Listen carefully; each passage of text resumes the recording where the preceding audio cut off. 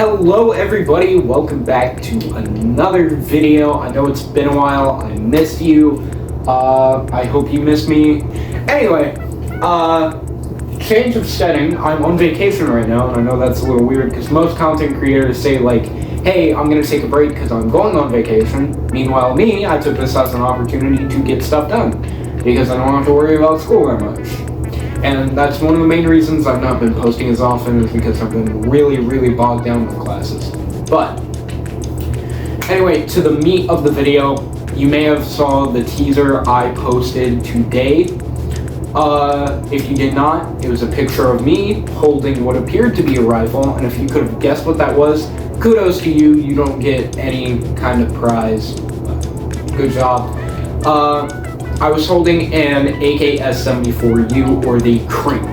Now this is my dream gun, and when I say dream gun, I've wanted to be around / have this gun since I was 12. I love this thing to death.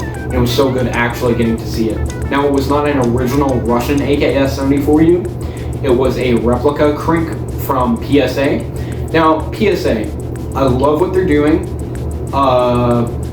I don't really have an opinion on them yet because I haven't been able to use a lot of their products. I went to their store today, which is where I got that picture. It was nice. It was nice. One grievance is it just kind of felt like a big gun shop, and I was expecting more of an experience. Well, PSA is a big gun shop, but I was expecting more of the stuff that I see on the website, like the prototypes that they're designing. I expected at least some advertisement for those, but I really didn't get any of that. It's alright though. I love PSA, I love what they're doing. But now onto the Krink. If you don't know what the Krink is a Russian-made gun made in the late 1980s to early 1990s, I believe. And it was issued to Russian pilots and tank crews. And it became a trophy of war due to its extremely hard nature to get, you know? Like, you had to take down a helicopter or a tank and then loot it in order to have this thing.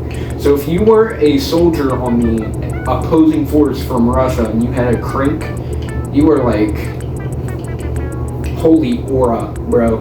Absolute cinema. I feel old. I feel like I don't know how to use these terms, even though, like, this is my generation. I don't like that. Anyway, back to the Krink. So, it became a trophy of war.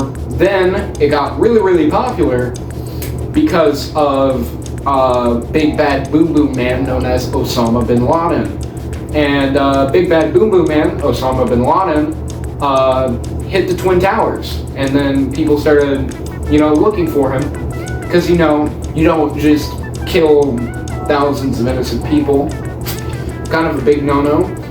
So, that was his weapon of choice, the Krink, of course. So it was already a trophy of war. Now it's popularized because it was the gun of choice of Osama Bin Laden. And see, it's really cool. Yeah. You still see it get some action today in Ukrainian wars. I will pull up a picture here of a Ukrainian squad or battalion. I can't remember which one it was. The squad or battalion using Krinks. Krinks are an amazing firearm. I love Krinks. Like I said, I've wanted one forever. I was standing in the middle of the PSA store, fangirling. I was tapping my toes like a little tap dancer. I was unbelievably happy. It was an SBR Krink too, not a pistol.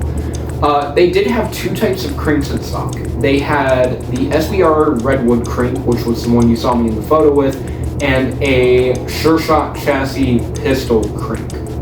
Now, one stark difference I noticed was the Sure-Shot chassis Krink had a smoother action on the pull, and then a rougher action on the return. It would get stuck like right before it hits battery, right before it went into battery, and you have to slam the bolt forward a little bit.